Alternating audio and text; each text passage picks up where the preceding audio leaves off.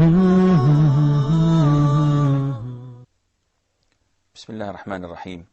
الحمد لله رب العالمين، وصلى الله وسلم وبارك على عبده ورسوله نبينا محمد وعلى آله وصحبه أجمعين. السلام عليكم ورحمة الله وبركاته. Today is the 17th of Ramadan, the second year of the Hijrah, when the Prophet ﷺ and the Muslims with him are meeting the non-believers in a decisive battle, the first major battle between truth and falsehood, between Islam and the pagans and those who were with them. They did not come requesting truth. They did not come except to avenge in arrogance and in falsehood. They came to kill the Muslims and to show them that they are insisting on associating others with Allah the Almighty and on defeating Islam. The Muslims had to fight, not for their lives, but for a just cause, to defend Islam, to defend Quran, and to defend the Prophet ﷺ. They were 314 men, lightly armed, while the mushrikun, while the polytheists were over 1,000, and they were heavily armed. The skirmishes began with a duel when Utbah and his brother Shaybah and the son of Utbah, Al-Walid, came out to fight.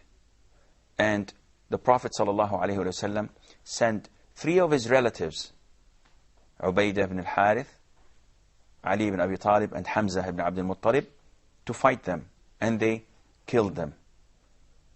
In seconds, 3 of the leaders of Quraysh were killed in front of the army, and then they could not withdraw themselves. They started to engage with the Muslim army. The Prophet ﷺ instructed his army not to draw their swords until they are at point-blank range. He instructed them to throw them with arrows so that they would kill as many as possible before physical contact. And this took place. And the mushrikun, the polytheists, started falling in numbers. And they were scattered left, right, and center, while the Muslims were all fighting in one united row against the forces of evil.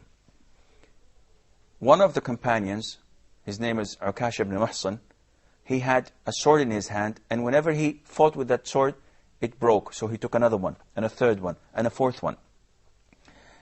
He went to the Prophet ﷺ, and the Prophet gave him a branch of a tree, and he shook it, and it became a steel sword second to none. And this is one of the miracles of the Prophet ﷺ. Of course, Ukasha ibn Muhsan is different than Abu Dujana. And Abu Dujana, Simak ibn Kharsha, is a different man. We're going to talk about him in the Battle of Uhud and about his bravery. But Ukasha ibn Muhsan, he is the famous Ukasha in the famous hadith in Arabic, where we know that the Prophet said, "Sabaqaka biha Ukasha." Ukasha was once at the Prophet ﷺ's gathering and the majlis, and he heard the Prophet say, ﷺ, that there will be 70,000 of my followers entering paradise without punishment and without questioning. And Ukasha immediately stood up and said, "O Prophet of Allah, pray to Allah that I may be among them." So he said, "You are among them." And this was not a grant or a gift from the Prophet ﷺ.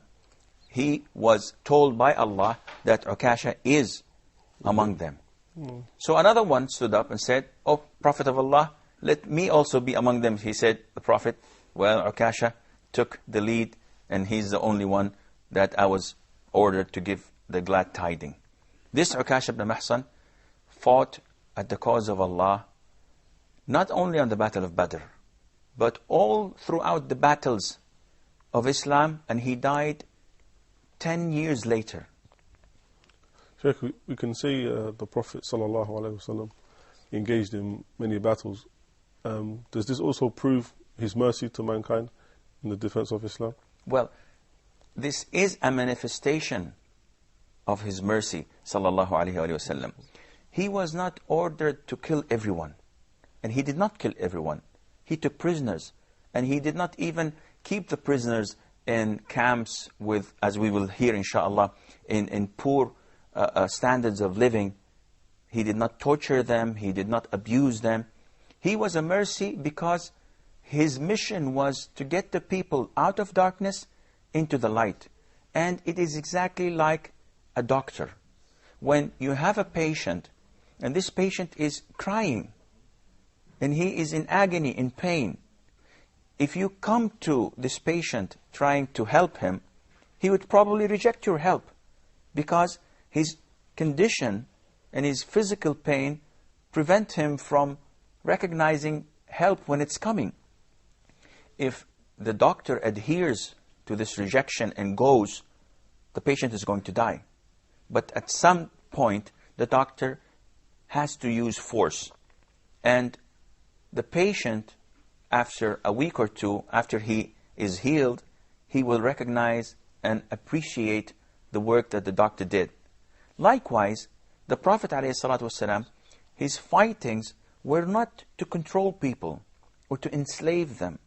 His fightings and wars were not aimed to economical gain or political gain here or there.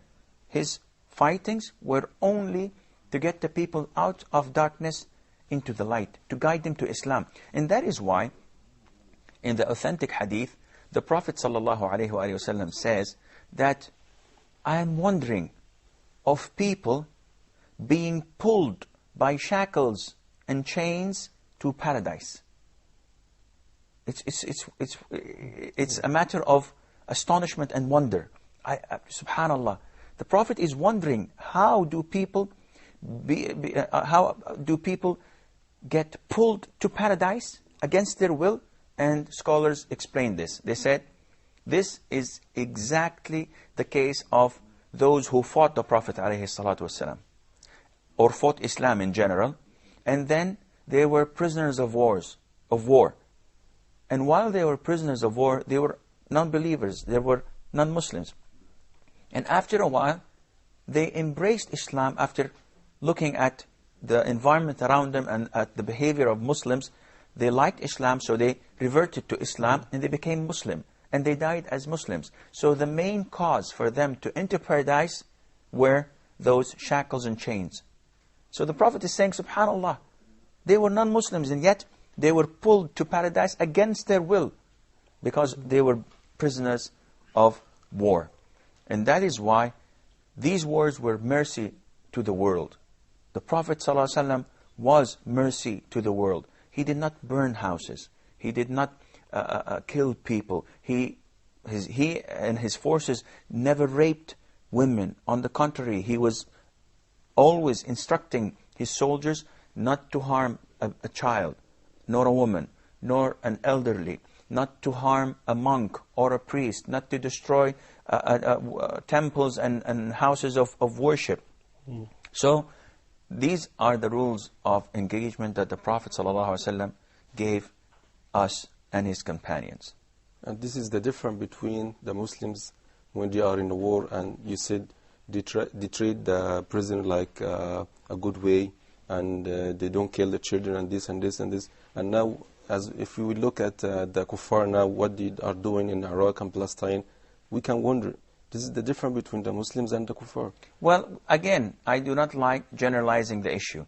We cannot say that all non-believers are savage and they mistreat the Muslims. Individuals, maybe. Maybe. Individuals are there. But the trend, you have to look at the religion, at the belief. Our religion and our belief talks to us and tells you, you're not allowed to do this. Now, if there's an individual who claims to be a Muslim and does otherwise, he should not be or Islam should not be responsible for his action. Likewise, we cannot blame the Christians for atrocities because their religion does not call them to be so violent and to do such unlawful things. But again, it does, what the brothers, it does seem like the war has many fronts, because if the Muslims, for example, one individual does something which Islam does not appreciate or promote him, then Islam together is with his bad action. But for example, in Palestine or some actions of some Western soldiers or anywhere in the world, their religion is not highlighted with this. So it does have a...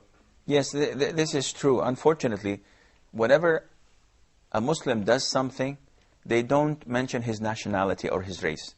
So if a person from Yemen, for example, does something, they wouldn't say a Yemeni did. They would say a Muslim. If a Muslim from Chechnya did something, they would not say a Chechnyan rebel did this. They would say a Muslim terrorist. But whenever an American or a Britisher or European or an Indian or a Chinese who is a non-Muslim does something, or even an Israeli, you would never hear someone say a Jew did this. Like Goldstein, when he went into the mosque where the Muslims were praying, and he started shooting 30 or 40 dead of them while praying Fajr, morning prayer. Nobody said a Jew extremist. And they would say that, someone who was mentally ill. He's an Israeli, he's from the reserves, he's a soldier, but they never attach this to their religion, except Islam, so that people would have Islamophobia. People would fear Islam. Well, going back to the Seerah again, the battle now is taking place, and the Muslims and the pagans are fighting for their causes, each for their different and individual cause. We come to see that they are falling in numbers, great numbers, and not only small people, because those who came out were the leaders of Quraysh, and those who followed them were the elite of that city and that tribe. So it was an issue of honor, it was an issue of pride. They went with arrogance, with their wealth, with their women, with their slaves to play the music and chant and play the duf and tambourine and so on. So they had no idea what was going to face them. So the minute they started seeing people fall down, they started to scatter here and there. They just wanted to flee the battlefield. And only few remained fighting in defiance and in disbelief. This cannot be happening. This is a nightmare. Something has to change. And they stood in defiance, trying to change things, but it was inevitable that it was their death coming to them. I think we have a short break. Stay tuned, and inshallah, we will be right back.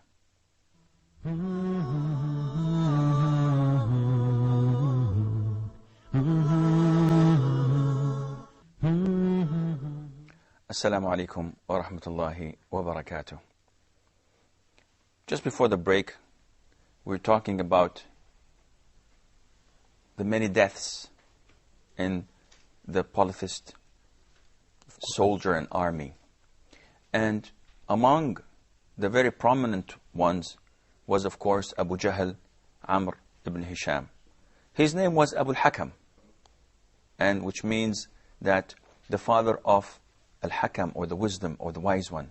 And it was changed to Abu Jahl, the father of ignorance, because of him rejecting Islam.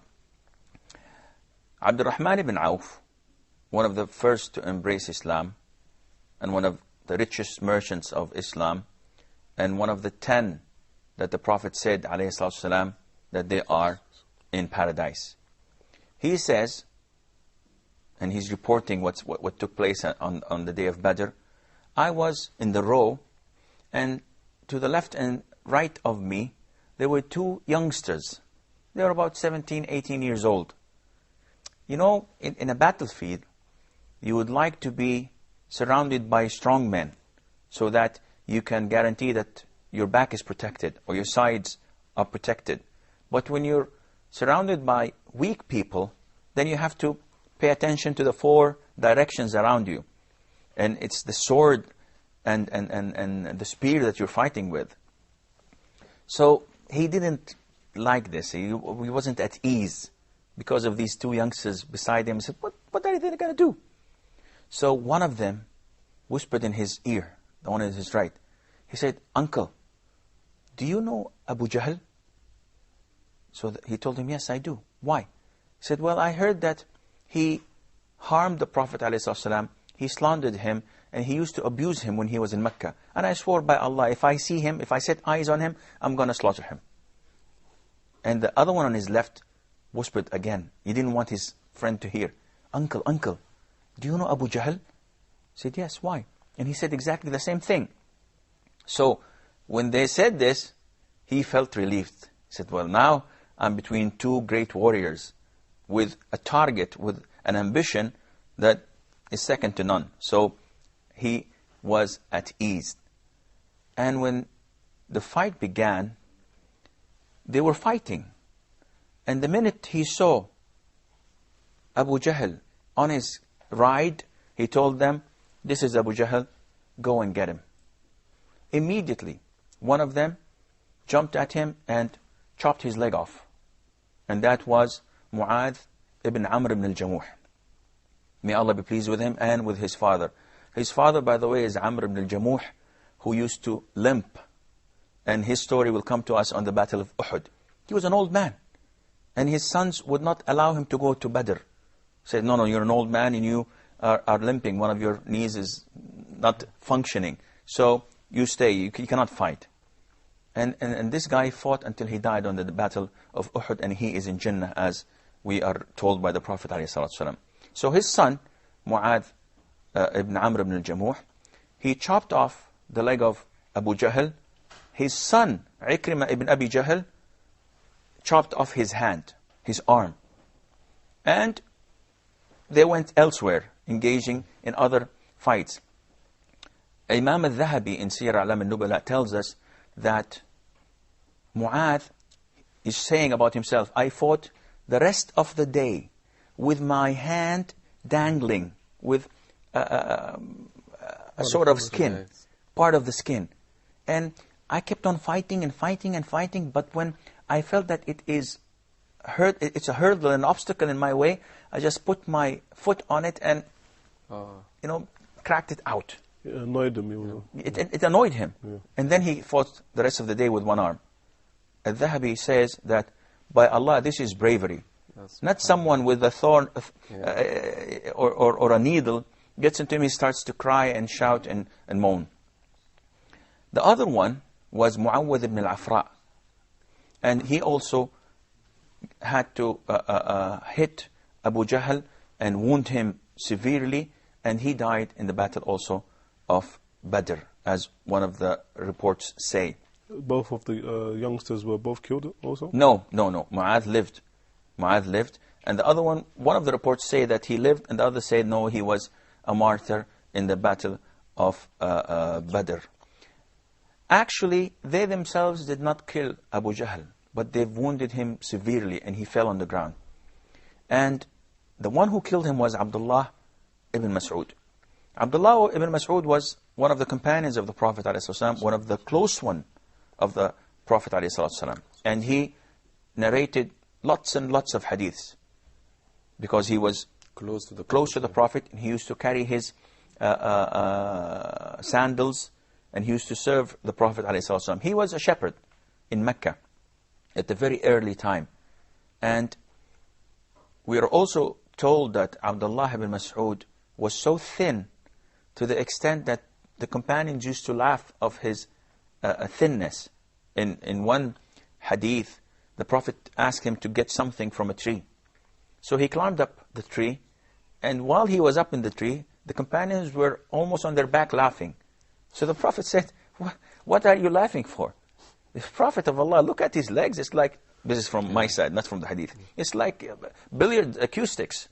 It's so thin, it's so funny. the Prophet ﷺ corrected the way they look at things. Don't be deceived by how things look. He told them that they are thin, but by Allah, they are heavier at the side of Allah than the mountain of Uhud. Because they carry a man of faith and belief. Abdullah ibn Mas'ud was very tiny, but with a very strong heart. He saw Abu Jahl lying on the floor. And Abu Jahl used to beat him and used to torture him and used to mock out of him. That was in Mecca. That was in Mecca, of course. The hadith tells us that when he saw him, he told him, "Are you Abu Jahl?" And Abu Jahl looked at him in his wounds and said, "Are you the shepherd?" So he remembered him. So he told him, "By Allah, you are disgraced by the swords of Allah." And he said, "Well, what do you have to blame me?" Still in defiance while dying. SubhanAllah. What do you blame me for? My people killed me. So what's wrong in that? I was killed in the battlefield. So the hadith said he climbed his chest just to, show you how big Abu Jahl was and how tiny Abdullah ibn Mas'ud. He climbed over his chest. The guy was lying on the ground, and he held his head and he chopped his head off. This was the end of Abu Jahl. Also, one of the leaders of Quraysh was Umayyah ibn Khalaf. As we know, Umayyah ibn Khalaf was a vicious leader. He used to torture. Do you remember? The early days, the early slaves? Yes. Who in particular? Bilal. Yeah. The Abyssinian slave. The only one who would not give in. All the companions who were tortured, as Ammar ibn Yasir, may Allah be pleased with him, and with his father Yasir, says that they all gave in. After being tortured, they said, "Okay, we don't like Islam, we don't like Muhammad sallallahu alaihi wasallam, we don't like the Quran."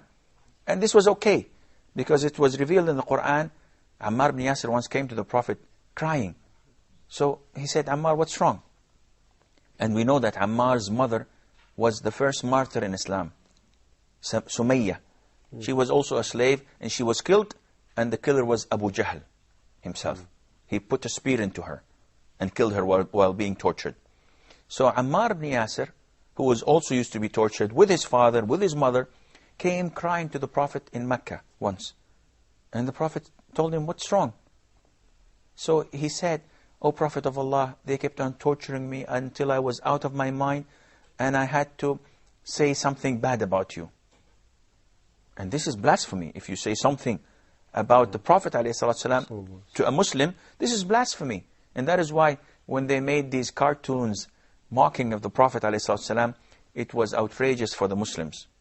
Yet we do not approve of any of the demonstrations or of the violence that took place or any of the killings, because as Muslims we know that our Prophet is above all of these things. Yet we know that the non-Muslims will keep on doing this forever. So we should not go down to their level. The Prophet ﷺ is praised. His name is Muhammad, the praised one. And that is why the Prophet, whenever the Jews and the non-Muslims used to curse him and say and give him names, he used to tell his companions, "Subhanallah, they are cursing and slandering someone, his name is praised." And this is throughout the year, throughout the whole world, and throughout time, that the Prophet ﷺ's name is always exalted and high. It's mentioned 5 times a day, everywhere in the adhan. When you say, "I testify that there is no God but Allah, and that Muhammad is His messenger," sallallahu alaihi wasallam. So Ammar ibn Yasir went and said, "Sorry," he's crying, he's in tears. "They tortured me so bad, I had to say something bad about you." What was the reaction of the Prophet ﷺ? He told him, "How do you find your heart? Okay, you spoke about me in a bad sense, but what was it, your intention? What's inside of your heart?" He said, "Oh Prophet of Allah, I'm a believer. I'm a faithful man. I believe in you. I love you. My heart is calm with tranquility and the belief of Islam." So the Prophet tells him, "If they go back to torture you, go back to saying what you said about me. You have you have the permission to do so. So Umayyah ibn Khalaf used to torture Bilal, and Bilal was the only one who would not give in. Everybody else did what Ammar did, except Bilal. They tortured him so bad, yet he never ever accepted to say anything bad about Islam or to reject Islam. And then Umayyah ibn Khalaf with his son Ali were there. Abdurrahman ibn Auf, who was also, we spoke about earlier, gathered the shields of those whom he killed. And in Islam, if you kill someone, you have the right to take his belongings. So these shields mean money to these poor Muslims. So he was having these shields, and he met Umayyah ibn Khalaf hiding in the midst of the fighting. So he said, Abdurrahman, you know that I'm a very wealthy man, so as a prisoner, I'm much, much better for you than these shields. Leave these shields and take me as a prisoner, and I'll pay you whatever you want. He just wanted to save his life. So he said, okay, it's a good deal. He threw the shields, and he went with Ali ibn Umayyah and Umayyah ibn Khalaf. And he went with them. And as they were going, Bilal ibn Rabah saw him. And then he remembered. He said, Umayyah ibn Khalaf, I shall not live if he lives. I shall not live if he lives. I shall not live if he lives. And he started calling the Muslims. Umayyah ibn Khalaf, the enemy of Allah. Abdurrahman ibn Auf told him, Bilal, for God's sake, please, this is my prisoner. Don't do this to me. He's my prisoner. I'm protecting him. And he said, I shall not live if he lives. And he called the people from Ansar and also other slaves who used to be tortured. And they started by killing Ali, the son of Umayyah. And Umayyah burst into tears and started crying. He knew that he was going to die. Abdurrahman ibn Auf told him, go on the floor. Sit on the ground. He sat on the ground and he covered him with his body. But the Muslims came with the swords and they chopped him from underneath him. And they killed him. And Abdurrahman ibn Auf said, may Allah have mercy on Bilal. He made me lose my shields and he made me lose my prisoners. The hell with him. I could care less about him. But I could care about the money I would have made. I'm afraid that this is all the time we have for today's program. But until we meet next time, I'll leave you inshallah fi amanillah. Wassalamu alaikum wa rahmatullahi wa barakatuh.